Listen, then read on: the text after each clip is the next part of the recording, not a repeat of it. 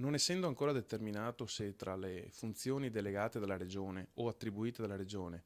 vi sia anche quello del sociale, quindi anche dell'intervento dei lettori e ripetitori che in questo momento svolgevano questa importantissima funzione per 150 ragazzini della provincia di Padova.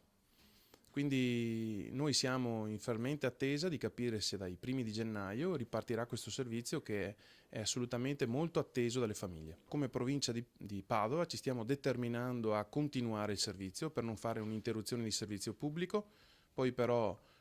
con lettere formali dicendo alla Regione che era un compito che doveva accollarsi la Regione stessa. Stabilisca se è una delega che rimane in capo alla Regione Veneto, così come è stabilito dalla legge del Rio,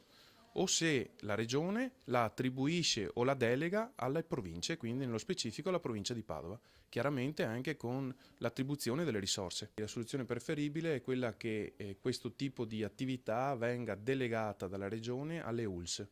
che già svolgono compiti similari in ambito sociale. La Regione deve fare quello che non ha fatto entro il 31 dicembre 2014, cioè stabilire quali sono le competenze che si tiene, se appunto questa competenza di integrazione scolastica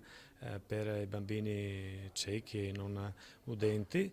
se li tiene come Regione oppure le delega alla provincia. Abbiamo sollevato il problema, chiaramente per le province non c'è solo questo problema, è un problema specifico molto grave perché solo per la provincia di Padova rischiano il posto di lavoro ai primi di gennaio 100 lettori, 100 accompagnatori di questi bambini e quindi solleveremo il problema che chiederemo che la Regione faccia al più presto, immediatamente questa legge.